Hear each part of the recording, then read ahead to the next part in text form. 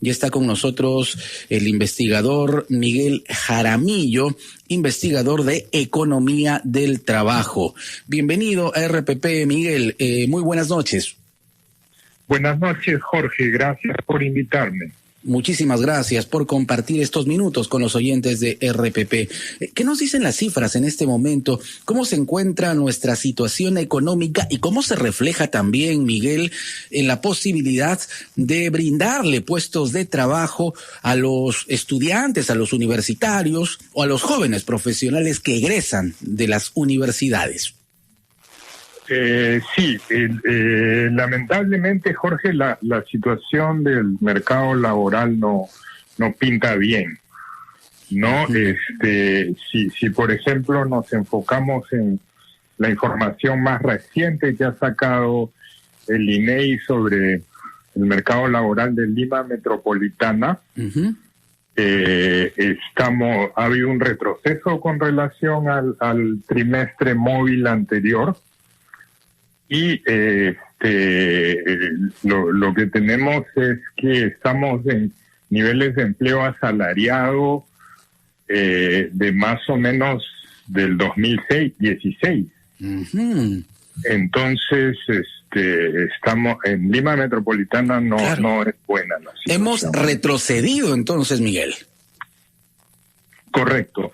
Para encontrar los niveles de empleo que tenemos ahora, de empleo asalariado, si se trata, digamos, de encontrar un empleo y no creártelo tú mismo, claro. Estamos por niveles del 2016, ¿no? Y si te pones un poco más exigente y dices empleo asalariado formal, como digamos para un profesional que ha acabado por la supuesto. Educación universitaria, estamos más atrás todavía, ¿no? Estamos por niveles del 2015. Entonces la situación es realmente mala. Preocupante, sin duda. ¿De cuántos jóvenes profesionales aproximadamente estamos hablando, Miguel, que en este momento no pueden conseguir un empleo formal? Mira, si comparamos el empleo de jóvenes con educación, o de repente ya no tan jóvenes tampoco, ¿no? Gente que ha tenido, personas que han tenido educación superior universitaria, ahora tenemos más o menos 250,000 menos empleos para estas personas que lo que teníamos en el mismo trimestre antes de la pandemia. Claro, esto quiere decir entonces que todo este proceso de reactivación que tanto se reclama, que tanto se promueve, no está llegando de igual manera a todos los sectores. No, pero si miras, eso es claro, ¿no? La recuperación, en términos de empleo, al menos de los datos de Lima Metropolitana, no se ve recuperación todavía. Es cierto que estamos mejor que el año pasado, sí, pero todavía con relación a cómo estábamos antes de la pandemia, estamos muy, muy rezagados, ¿no? Claro, estamos mejor que el año pasado porque peor ya no podríamos estar, ¿no? Estábamos en emergencia sanitaria, confinamiento, empresas que cerraron, una situación caótica realmente. Sí. Complicado. ¿Cuáles son los sectores, en todo caso, más afectados? ¿Qué sectores productivos han resultado ser los más afectados por esta situación que estamos analizando? Servicios, ¿no? Servicios y comercio en general. Si tú miras, son sectores que requieren más contacto persona a persona, ¿no? Y por lo tanto sufrieron más con la pandemia y están teniendo más dificultades para salir adelante ahora, ¿no? Muchas pequeñas empresas quebraron, claro, con el confinamiento, entonces claramente hay menos capacidad productiva y eso se nota en el empleo también. Claro, estamos hablando desde, por ejemplo, restaurantes, ¿no? Que cerraron a raíz de la pandemia, otros pequeños emprendimientos que brindaban también posibilidades de trabajo. Así es. El sector turismo en general, digamos, por ejemplo, claro, hay muchísimos pequeños establecimientos en el sector turismo que se han visto fuertemente afectados, ¿no? Porque no llegan ya turistas en los volúmenes que teníamos antes. Uh-huh. Miguel, ¿y qué alternativas tenemos? ¿Qué se podría hacer? O en todo caso, ¿qué medidas podrían determinarse a través del gobierno o incluso de los gobiernos locales y regionales para poder promover o fomentar la creación de puestos de trabajo? Vamos a analizarlo, por favor, continúe con nosotros. Estamos conversando con Miguel Jaramillo, investigador de economía del trabajo. Con él estamos analizando lo que ocurre con jóvenes, y tal vez no tan jóvenes, ¿no? Pero profesionales que obviamente merecen un puesto de trabajo adecuado, pero que se han visto afectados debido a la emergencia sanitaria. Con eso y más, volvemos aquí en Así Somos. Y estamos de vuelta aquí en Así Somos y en RPP, la voz de todo el Perú. Soy Jorge Rodríguez, te acompaño hasta las 12 y hoy estamos conociendo, amigos, parte de nuestra realidad económica. ¿Qué pasa con los egresados de las universidades, por ejemplo, con los profesionales que en este momento no pueden acceder a un puesto de trabajo debido a la coyuntura y a lo que nos va dejando también la emergencia sanitaria? Lo estamos analizando con Miguel Jaramillo, investigador principal de Grade e investigador de economía del trabajo. Miguel, toda esta situación de incertidumbre política que se refleja también en los bolsillos de los peruanos, ¿cuánto lamentablemente contribuye a esta complicada situación relacionada con los puestos laborales que los profesionales no pueden encontrar? Contribuye bastante, ¿no? En principio, el mecanismo para generar más empleos de trabajo pasa porque haya más inversión. Y para que haya inversión privada se necesita un clima de estabilidad política, ¿no? Uh-huh. Y de prioridades claras en el gobierno, de acciones que transmitan confianza en que hay un Estado que trabaja para ser mejor y ese es el entorno que uno quiere, ¿no? Reglas estables y donde, digamos, el Estado cumple sus funciones cabalmente. Uh-huh. Lamentablemente no vemos poco de eso recientemente, ¿no? Sí, efectivamente, estamos en una situación de constante conflicto entre el Ejecutivo y el Legislativo, por ejemplo, y eso ayuda poco, claro, a la estabilidad económica. ¿Qué medidas podrían encaminarse, no solo por parte del Ejecutivo, sino también de los gobiernos locales o regionales? ¿Hay algunas medidas que podrían darse con el fin de promover la formación de puestos de trabajo, tanto en Lima como en las regiones de nuestro país? Sí, yo creo que el tiempo para el empleo de emergencia ya pasó, ¿no? Hace un año, uno podía pensar en usar empleo temporal a través de inversión pública, uh-huh, para generar más empleo. Pero lo que se necesita ahora es que ya los motores del crecimiento del empleo regular se pongan en marcha, ¿no? Entonces, se necesitan políticas para fomentar el empleo en el sector privado. Claro. Lamentablemente, si tú miras, por ejemplo, la agenda de 19 puntos del Ministerio de Trabajo, uh-huh, ninguna apunta a generar empleo formal.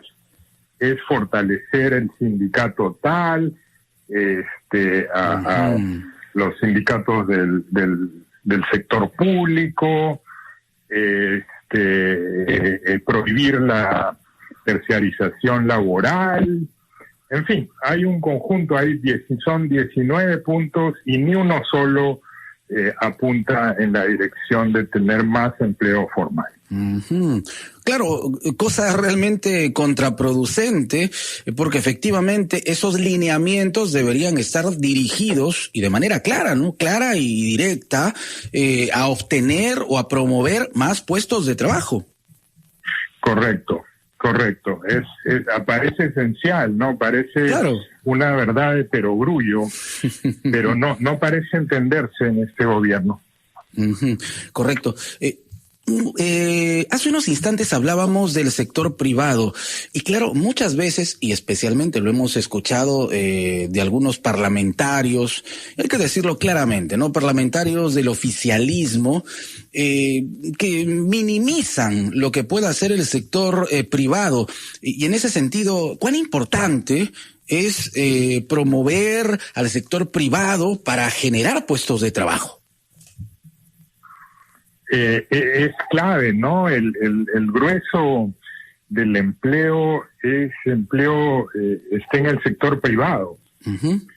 Y eso va a seguir siendo así, ¿no? A menos que efectivamente se implemente un plan para liquidar el empleo privado y sustituirlo por empleo público, pero no parece que vaya por ahí la cosa, ¿no? Uh-huh.